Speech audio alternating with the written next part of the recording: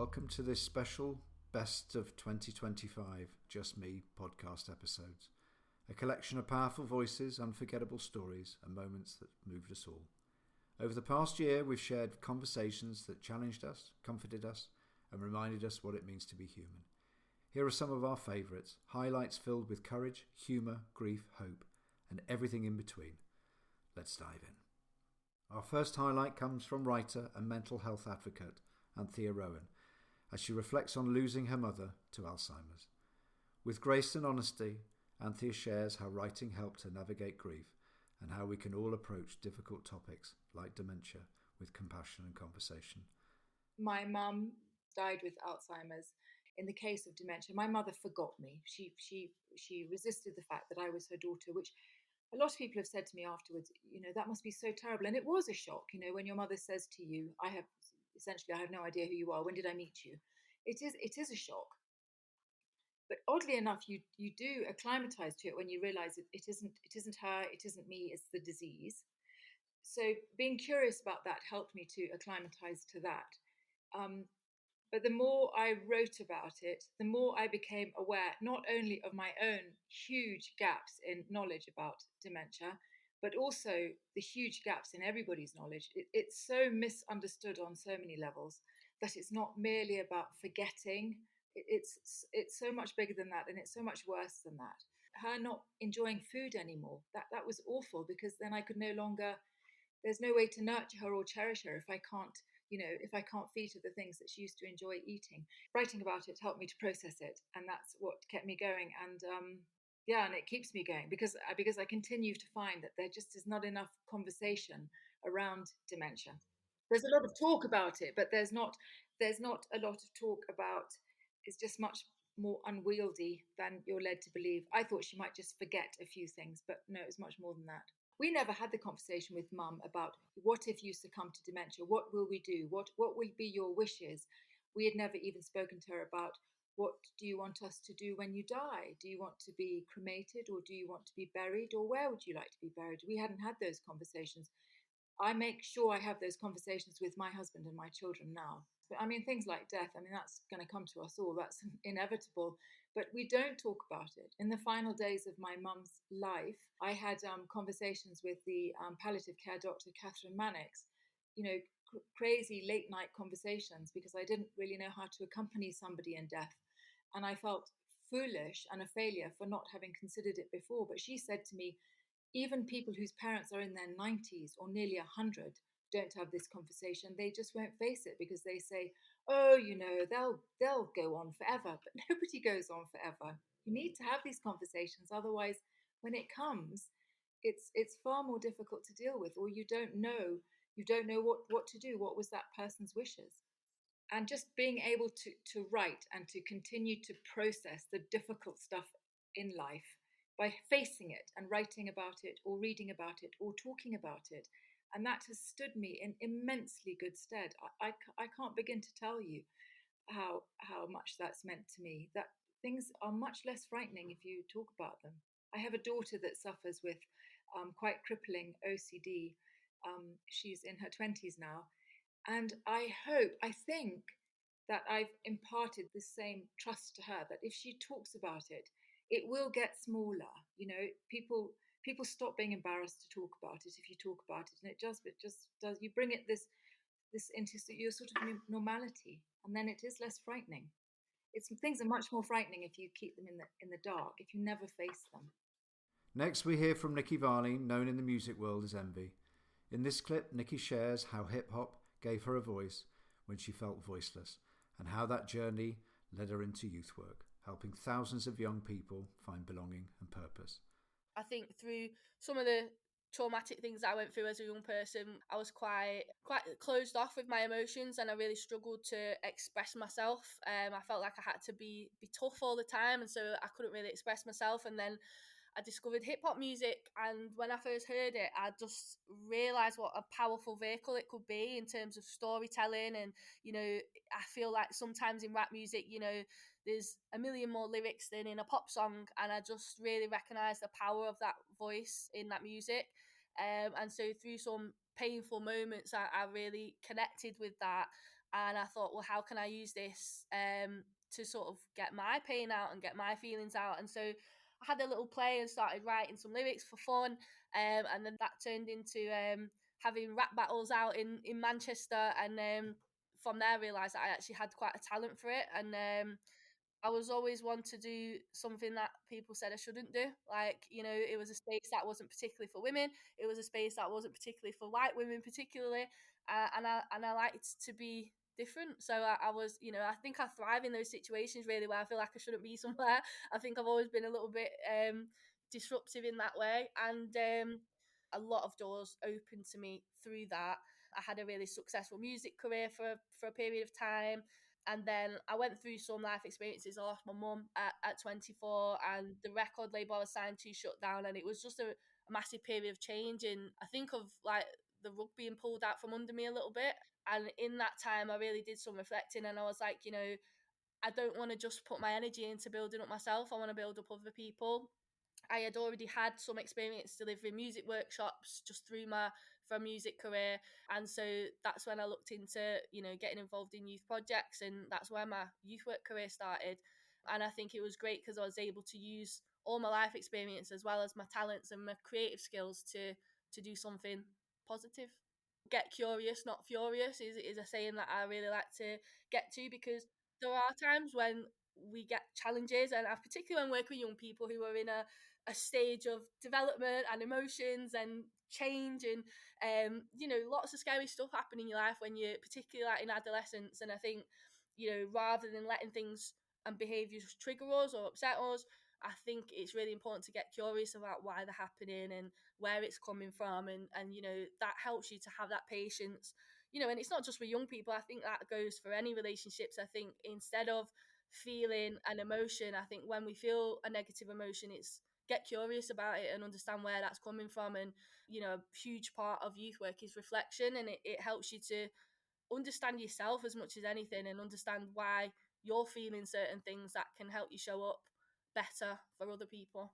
This is cheesy as hell, but I just want to leave the world better than I found it. And you know, I don't have children, but in lots of ways I feel like I've got 5,000 of them out there, because I've been doing youth work for 17 years. And you know, I feel like, you know, I still get young people come up to me from I've worked with 10 years ago, and they go, do you know what, if it wasn't for you doing this, I wouldn't have gone for this job, and if it wasn't for you saying this, I wouldn't be in this position where I am. And I think, you know, youth work and just relationships in general, you know, you plant those seeds and sometimes you don't see what comes from them ever even. But like, I just know that somewhere out there those seeds are like blooming, and the messages are somehow like sinking in, and people are recognizing them. And yeah, I just think like, if I can make someone's experience in this world better, then I've done something good. And it might not change the world, but if it changes one person's experience of the world, then that's better than nothing. Tough times don't last, but tough people do. So just keep going. Few stories this year have hit us hard or inspired as much action as Ellen Rooms. After tragically losing her son Jules to suicide, Ellen discovered how hard it was to access vital social media data that might have helped explain why. In this segment, she speaks with honesty, power and determination about her fight for change, so other families might get the answers they truly deserve. So 3 years ago, my son Jules, he's actually Julian, but everybody knew him as Jules, took his own life. I came home to find him not breathing, which was horrific. We then went through the process of an inquest, which I've never been involved in that in my life. We assumed that we'd turn up at the inquest and be told what happened. I mean, obviously we knew how he took his life because I found him, but we didn't understand why. And there was no sign of any bullying offline. There was no mental health issues, not one teacher, not one family member. Nobody saw any issues. And the only thing we didn't try was his social media. So the police took his phone on the night he died. And I said to the police at the time, that night, I said, use facial recognition while Jules' body is still here and set yourself a pin. And they refused. And then they said, well, hook it up to the forensics machine. The forensics machine wasn't working, so it was never looked at forensically. 4 or 5 months later, Jules's friend said, try spelling out his name in numbers. And we got into his phone. I now know that information on social media is only stored on the device for 90 days. So when the police got into it, there were multiple TikTok, Instagram accounts, and Snapchat accounts. But actually, I now know that the harmful challenges and things are hidden within things that look like Minecraft videos and other such games. And as a parent, to try and live your life, not understanding why this normal, what everybody thought he was normal and happy, boy took his life. I've tried as far as I can really go with it to take it through Parliament. When I started the petition, it was about 115,000 in 10 days, which was a bit crazy. And everybody seemed to have jumped on back of it, that as parents, you have no legal right to see your child's social media, which is just, I think it's so wrong. After that, the King's speech, they brought out the data bill that was coming back in, which wasn't there when I was petitioning. So the data bill is due to get royal assent soon, and that will allow the coroner to request the social media data. I've met with the ministers, the Home Office, Minister of Justice, and the Secretary of State, and I said my argument is only if it's requested. So, like in my case, nobody requested it. It needs to be compulsory that is actually done. And also, I raised as well, it only covers children up to 18. And I said, what if you've got somebody that's 18 with a mental age of 14 and it doesn't cover them? So, and I just think they could change that. It's probably one word, isn't it? Children to people. I'm sure it can't be that difficult to adjust it. But because Jules has had his inquest, I can't use that law for me without going to the High Court. So I've started that process. But I'm basically going to go Erin Brockovich style and see how much I can do myself. Yeah. The worst I can get is a no, and I don't succeed. But if you don't try, you never get there, do you? So you've got to try. I wish I'd had the conversation more. I wish I'd known more. So on Snapchat, you've got a whole load of people following your kids, and you wouldn't have that with. I mean, it's rife with paedophiles and things. And if they've got live location on, you have got people knowing exactly where your child is. You've got children seeing beheadings and all sorts. I'm shocked by what kids are seeing. And I was a naive parent that thought it was just silly dance moves and silly things they were watching online. I absolutely, it's partly my fault. I let him have social media, but I will do my utmost from now on to try and change that. I don't think children should be seeing this, and it's not appropriate. So talk to your children about what they're seeing. Ask them about their settings. Most of the kids have got the wrong ages on social media, so although Instagram and things are saying they're bringing out teens accounts and things, well, that only works if they've got their right age in. So I'll get the kids to show what age is on their apps, to at least get them some online safety sort of securities that they're bringing out. Not enough, but they are starting to bring things in to help the teenagers. Martin lost his 17-year-old son Charlie to knife crime while Charlie was standing up for someone else. What follows is a devastating story, but also one of hope and mission. Martin promised his son that he would spend the rest of his life educating young people about knife crime, and he has kept that promise.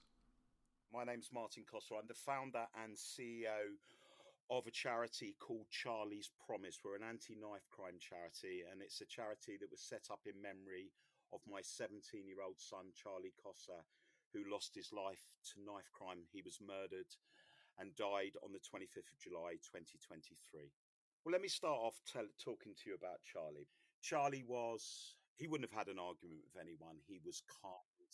He was talented at Brentford Academy as a young child, as a footballer. Charlie was so funny. He didn't like shouting. You'd never hear Charlie raise his voice. If you ever raised your voice to Charlie, you'd lose him. He was quite private. He just had that side to him where he was a bit of a reflector. He enjoyed time on his own as well. He loved his own space. Passed his GCSEs. He'd gone to college, and he was doing a sports management course. And he said, I'm really unhappy. And we said, well, you need to find something, Charlie.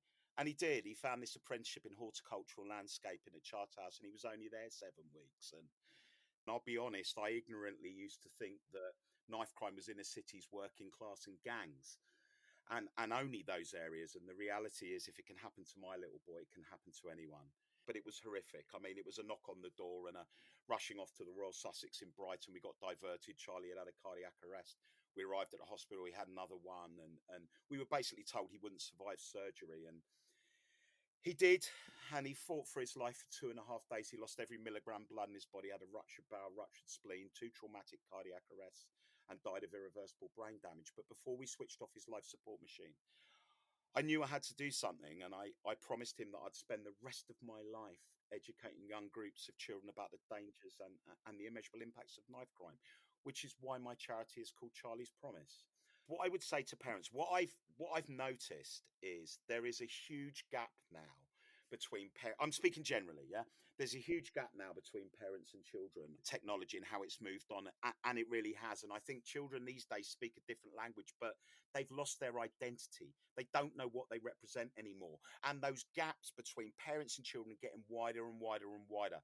I would encourage you as a parent to have conversations. I've never spoken to my children about knives, as an example, right? Ever, because I knew they'd never carry. What I didn't legislate for were other people and their behaviours and actions. I can't ask Charlie whether he heard there was a knife at the party that night because he is dead.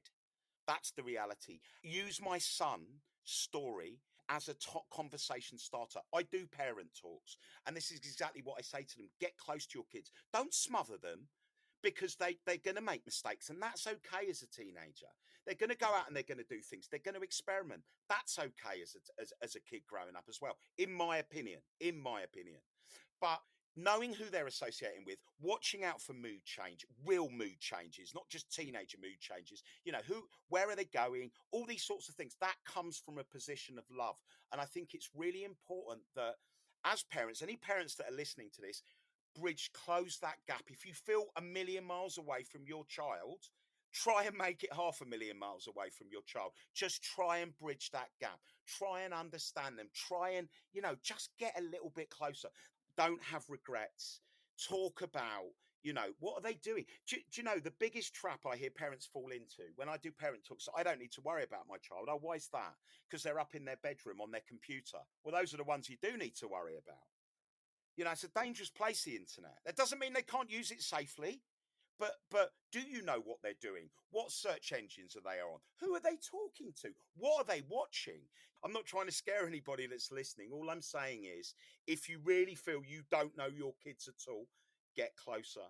Not long after Charlie died, we heard from someone he used to go to school with, who left the school in year 9. She was having problems at home, mental health related issues, actually feeling suicidal. And she said Charlie was the only one that really stayed in touch with her, and he'd message her several times a week just to make her laugh and call her every now and again just to check in. And don't get me wrong, Charlie was a teenager. He'd play his music loud.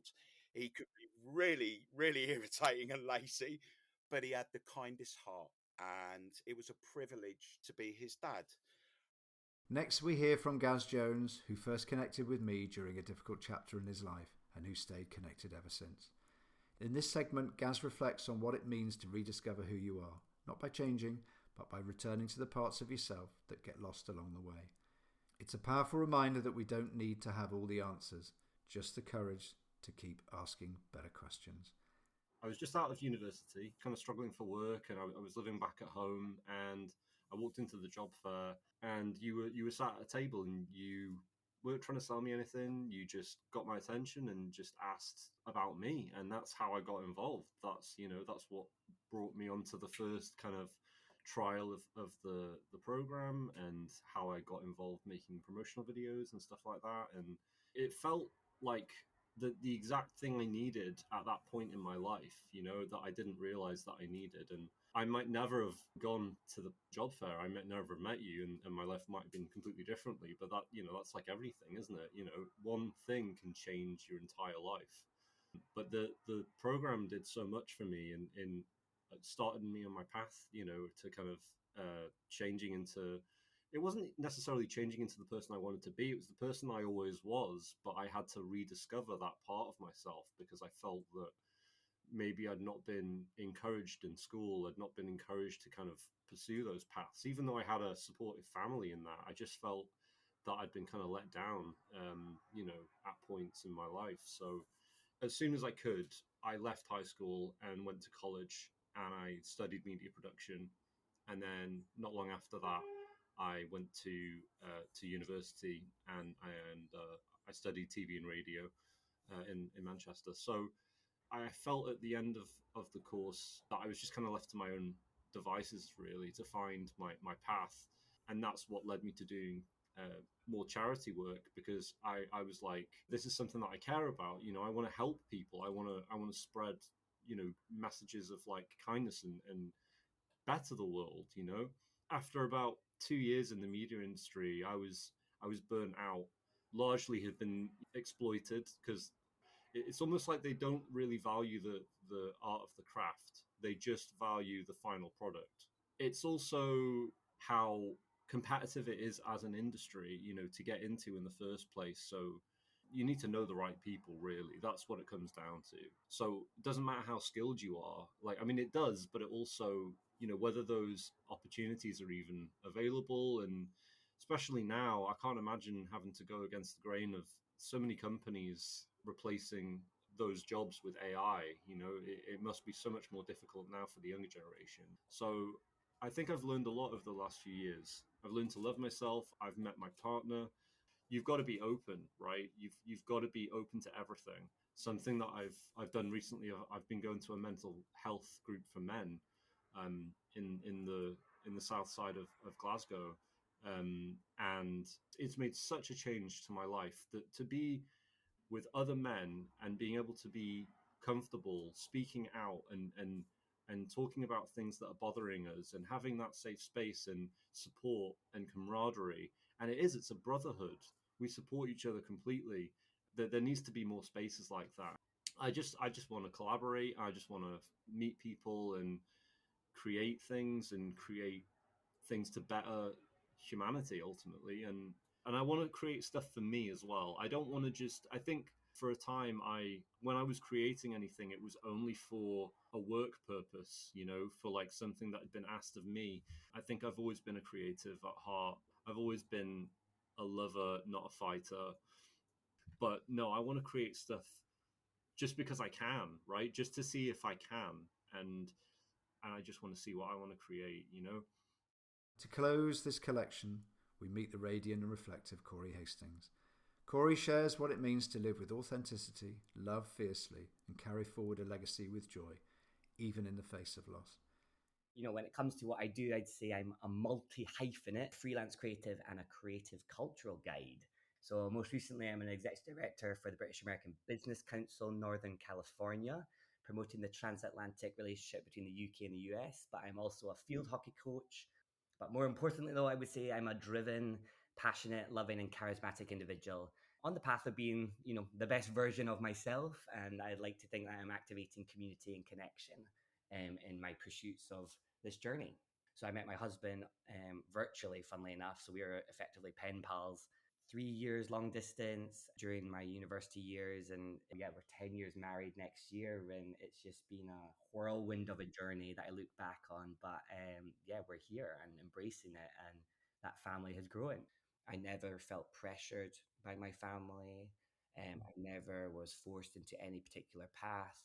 We were in the public eye, but they did a phenomenal job of protecting us from the world, I would say, especially at our younger years.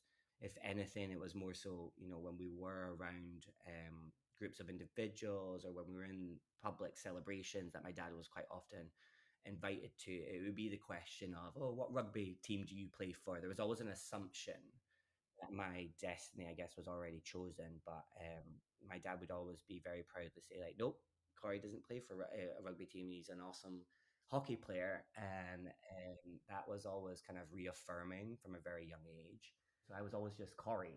And Corey was allowed to be and to dream and to play and to hope and to just live. And likewise, my mom did an incredible job. And I don't think I actually realized just how impressive my mom was. She also was an athlete, a triathlete, a biathlete, a swimmer.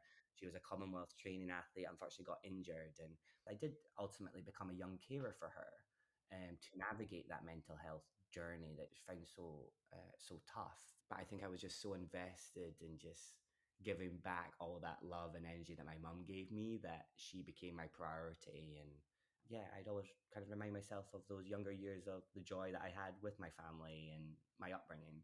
I go back to my sanctuary, and my sanctuary is the Botanical Gardens in Edinburgh.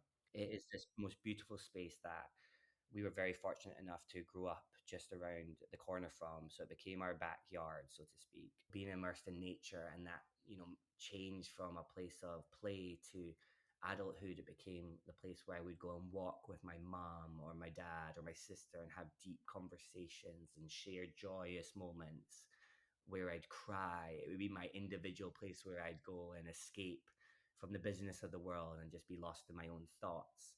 It's become a place of celebration. It's where, we ultimately celebrated Mum's life under the redwood trees there, or the sequoia trees. It became a place of connection there because when I moved to California, I would always get pictures from my mum and my dad and my sister hugging the trees there.